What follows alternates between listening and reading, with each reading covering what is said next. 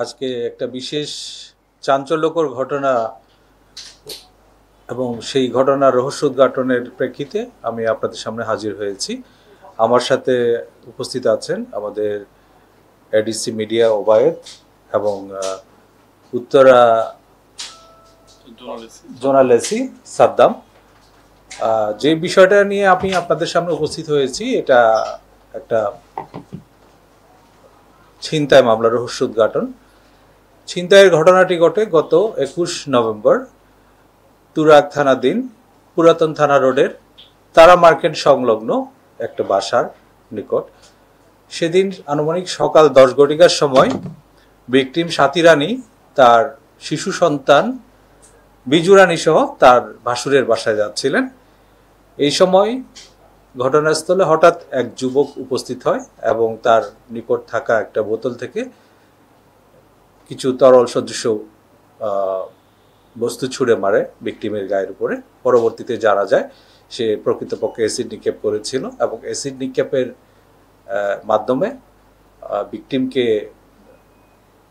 অপ্রস্তুত অবস্থায় ফেলে ভিকটিমের গলায় থাকা 8 আনা ওজনের একটা স্বর্ণের চেইন ছিনতাই করে নিয়ে যায়।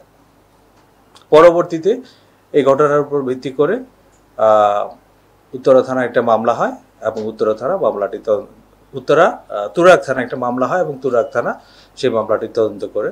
ঘটনা সংঘটিত হওয়ার সাথে সাথেই ভিকটিমের আর্তচিৎকারে আশেপাশের লোকজন ছুটে আসে এবং তাদেরকে উদ্ধার করে নিকটস্থ হাসপাতালে নিয়ে যায়। সেখান থেকে পরবর্তীতে বার্ন ইউনিটে তাদেরকে স্থানান্তর করা হয় এবং তাদের মুখমণ্ডলে ভিকটিমের মুখমণ্ডলে অ্যাসিডের নিক্ষেপের যে ঘটনা এটা এতটাই ভয়াবহ ছিল তাকে আসলে এখন শনাক্ত করাই দুরূহ এবং এই ঘটনায় তার একটি চোখ পুরোপুরি এবং আর একটি চোখ আংশিক নষ্ট হয়ে যায়।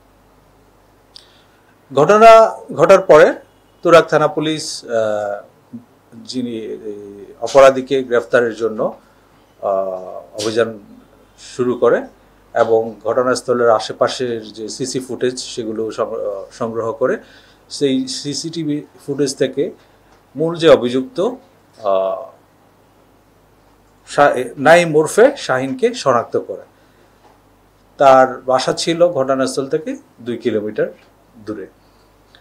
এই নাইম ওরফে বাবুকে গ্রেফতার করার জন্য তার গ্রামের বাড়ি ময়মনসিংহ এলাকার সদরের চর দুর্লভা এলাকায় অভিযান পরিচালনা করে গতকাল সন্ধ্যা আনুমানিক 6:30টার সময় তার বাসা থেকে তাকে গ্রেপ্তার করে এবং সে জানায় সে প্রকৃতপক্ষে চেইনটা ছিনতাই করার উদ্দেশ্যে এই অ্যাসিড ছুঁড়ে মারে এবং ঘটনার পর থেকেই সে তার ঢাকাস্থ যে বাসা ছিল সেখান থেকে পালিয়ে তার গ্রামের বাড়িতে আত্মগোপন করে থাকে।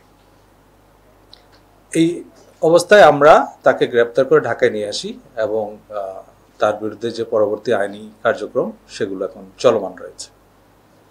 এ ছিল আমাদের যে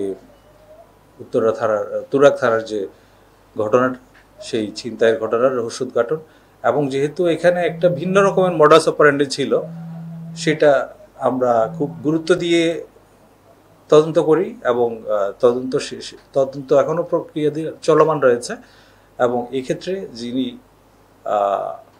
মূল অপরাধী তাকে আমরা গ্রেপ্তার করতে সক্ষম হয়েছি। এটা একটা ভিন্ন মাত্রার অপরাধ এবং অপরাধী যেভাবে অপরাধ করুক না কেন সে যে পুলিশের জালে পড়বে সেটাই তার একটা প্রমাণ। ধন্যবাদ সবাইকে।